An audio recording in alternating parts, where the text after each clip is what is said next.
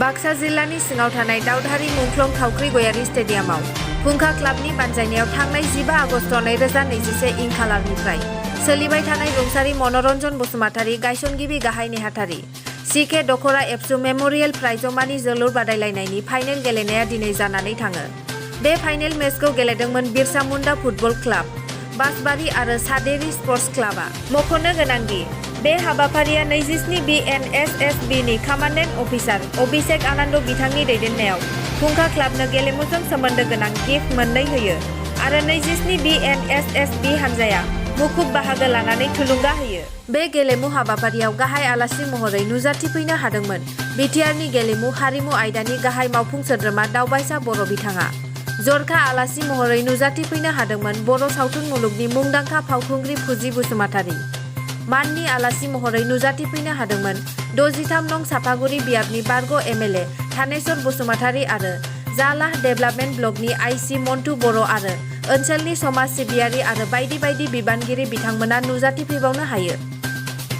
बिटिआरनि गेलेमु हारिमु आयदानि गाहाय मावफुं सोद्रोमा दावबायसा बर' बिथाङा खौरांगिरिनि सिगाङाव फोरमायदों दि बे ओनसोलाव सिगांनिफ्रायनो गेलेनाय आयदायाव गोबां गोसो गुदुं सुबुंफोरखौ बाहागो लानायखौ नुनो मोननाय जादोंमोन आरो दिनैबो नुनो मोनो। आथिखाल बिटिआर सोरखारा गेलेमु हारिमु आरो थुनलाइयारि बायदि बिथिंखौ नोजोर होबोबाय दं आरो नायबिजिरबोबाय दं।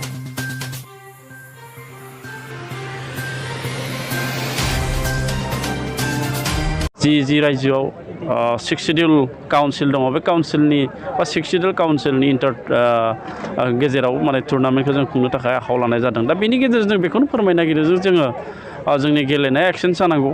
बे जायगानि बे जायगा एक्सचेन्ज जायोब्ला जोंनि गेलेनाया जौगागोन।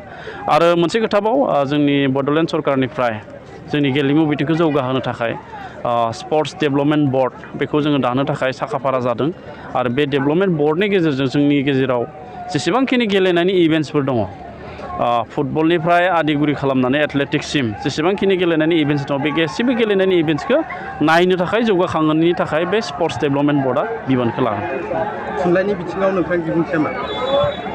थुनलाइनि बिथिङावथ' जोङो बुंनांगोन जे जोंनि जि राव बे रावा भारतनि 9थि शिड्यूल भारत संबिधाननि 9थि शिड्यूलजों गनायजानाय मोनसे राव। दा बेखौ जों दिनै भारतनि संबिधानजों गनायजानाय राव होननानै जिरायना थाब्ला जानाय नङा। बेखौ जोङो फेहेरनो फोसावनो थाखाय हमथानानै लाखिनो थाखाय जोङो नाजानांगोन। गिबियावनो खावलायगोन आं जोंनि जेसेबांखिनि गार्जेनफोर दङ जाहाथे गाव गावनि गथ' गथायखौ बर' बिजोङावनो जाहाथे लेखाखौ फरायहोयो। बर' बिजोङाव फरायोब्लासो बिजोङा थांनानै थागोन, बिजों थांनानै थाब्लासो जोंनि राव थुनलाइया जौगागोन। बेखायनो गार्जेनफ्रा जाहाथे गोदोनि बायदि जि मोनसे साननाय बर' बिजोङाव फरायोब्ला लेखा रोंनो हाया बा गुबुन इयुन समाव इयुननि जिउआ खोमसि जायो बेखौ जाहाथे सानालासिनो आरो बे नंखायाबो। दा बेखायनो गावनि गथ' गथायखौ बर' बिजोङावनो जाहाथे लेखा फरायहोयो आं बेखौ खावलायो। आरो थुनलाइ लिरनो थाखाय जोंनि गोदान जोलैफ्रा आवगायबोनांगौ आरो फरायनायनि जि थासारि लेखा फरायनायनि थासारि बेखौ खालामनांगौ। गोबां समाव जोंनि जेनेरेसन जायफोर दा जेनेरेसन फैबाय उन्दै गथ' गथाय बा फंबाय बिनानावमोन बिथांमोना फरायनायनि फारसे गोसो गैयैखौ जोङो नुदों, गोसो गैयै मोनसे थासारि।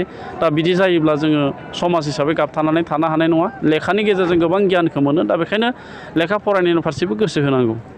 बे खेलाखौ होनानै जोङो जोबोर गोजोननाय मोनदों। मानो होनोब्ला मोनसे समनि जोंनि आनसलिक CK आनसलिक एबसुनि फाउन्डार नेहाथारि बिथां रुंसारि मनरन्जन बसुमतारी गोसोखांथिनि नामाव जोङो दिनै बे खेलाखौ थांनाय 15 आगस्टनि 2021 बे 15 आगस्टनिफ्राय होनाय जादोंमोन आरो दिनै थिग बेखौ लोब्बा लाखिनानैनो जोङो थिग 2 अक्ट'बराव जोङो दिनै जोंनि खेलाखौ जोङो फाइनालखौ सामलायनो हाबाय आरो बेखौ जों बुंनांगोन जोङो थांनाय बाराव जोंनि जि CK दख'र बर' फरायसानि जि आन्डार 13 बे खेला बादायलायनायाव जोंनि दावधारा इउनिट एबसुआ जोङो उइनार जानो हादों आरो जों जोबोद गोजोननाय मोन्दों आरो नोंथांमोना इयुन समाव गेलेनाय बिथिंनि सायाव माबायदि गोख्रों राहा लानो नागिरदों?